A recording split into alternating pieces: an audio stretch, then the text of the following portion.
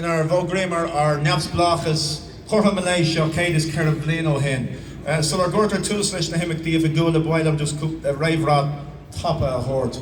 Mas Fager. You're all very welcome here, folks, and a very happy Independence Day to you all.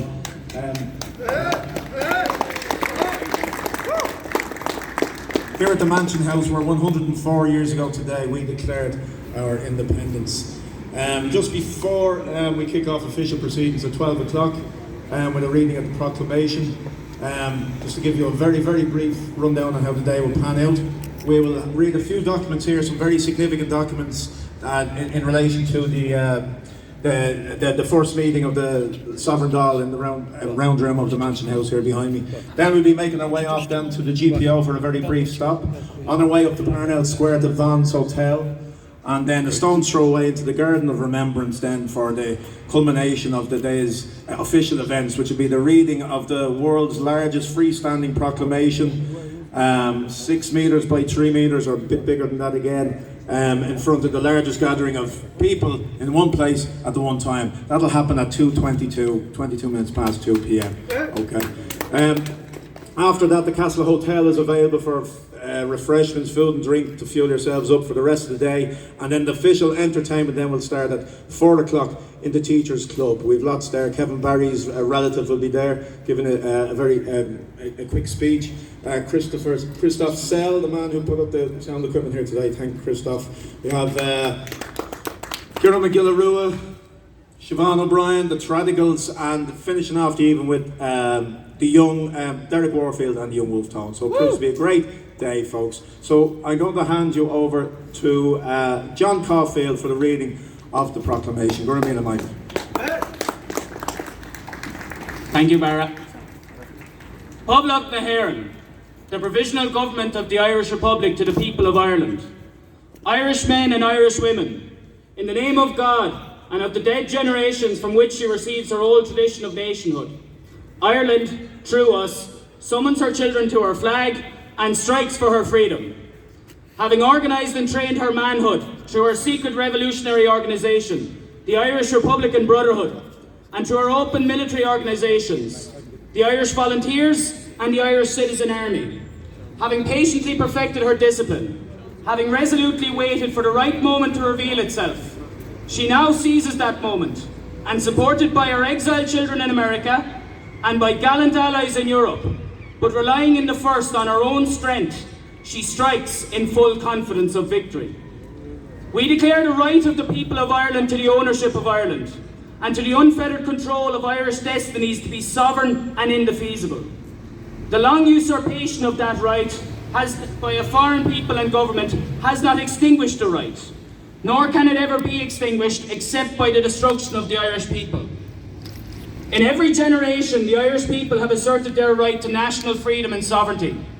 6 times during the past 300 years, they have asserted it in arms.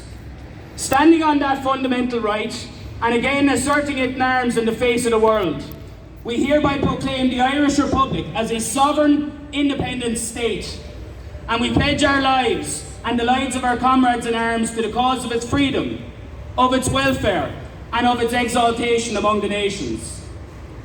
The Irish Republic is entitled to, and hereby claims, the allegiance of every Irish man and Irish woman. The Republic guarantees religious and civil liberty, equal rights and equal opportunities to all its citizens, and declares its resolve to pursue the happiness and prosperity of the whole nation and all of its parts, cherishing all the children of the nation equally, and oblivious of the differences carefully fostered by an alien government, which have divided a minority from the majority in the past.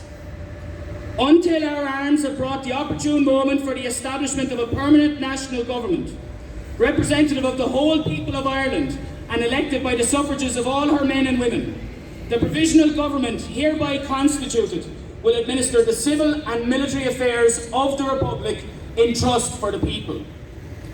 We place the cause of the Irish Republic under the protection of the Most High God, whose blessing we invoke upon our arms, and we pray that no one who serves that cause will dishonour it by cowardice, inhumanity, or rapine. In this supreme hour, the Irish nation must, by its valour and discipline, and by the readiness of its children to sacrifice themselves for the common good, prove itself worthy of the august destiny to which it is called. Signed on behalf of the Provisional Government, Thomas J. Clark, Sean McDermott, Thomas McDonough, P.H. Pearce, Eamon Cant, James Connolly and Joseph Plunkett.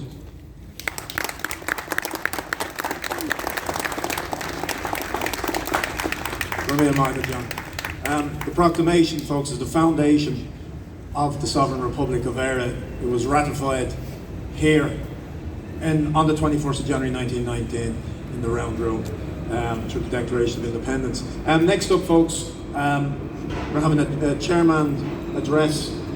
Chairman of the IRB, Mr. John Flanagan, please. Thank you, Barra, and happy Independence Day to all of you.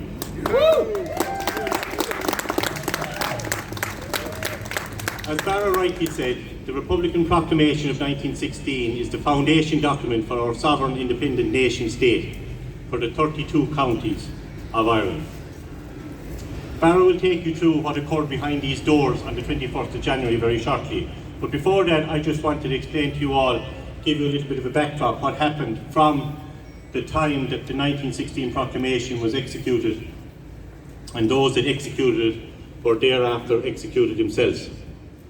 From the 24th of April, from the moment that document was promulgated on the steps of the GPO, the Provisional Government was constituted, and the programme of the Brotherhood, the Irish Republican Brotherhood, was to be delivered from there on. IRB Sinn Féin won an overwhelming victory in the 1918 general election. On the 21st of January, and Barra will take you through in a while, Dáil Éireann and the Dáil Éireann Court were established here in the round room here behind us. But before that, all the documents that were agreed upon and promulgated on that day had to be approved by the Supreme Council of the IRB at General Headquarters, Florence Hotel, which we'll be going to later on today. All of the documents bar one were agreed on the 20th of January. The democratic programme was taken away for some amendments. It was brought back at 4 a.m. on the 21st of January. Then the Supreme Council were in agreement that the programme of the Brotherhood could be delivered through those documents that were to be followed by Dáil Éireann. What happened years after that changed everything. But the claim for the people of Ireland, for the ownership of Ireland, has been reaffirmed every year by the IRB, every year on the 21st of January. On the 21st of January 1919, Tom Maguire reaffirmed the claim over the sovereign territory of Éire for the people of Éire. Every year since then, the subsequent presidents of the IRB have reaffirmed the claim over the sovereign territory of Éire.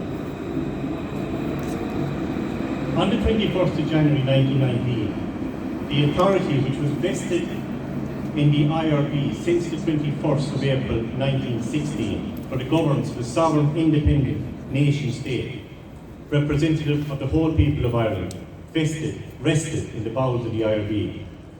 For Dáil Éireann and the Dáil Éireann Court to have full power and effect, that authority had to be transferred by the Supreme Council through their president to Dáil Éireann, to give Dáil Éireann authority to govern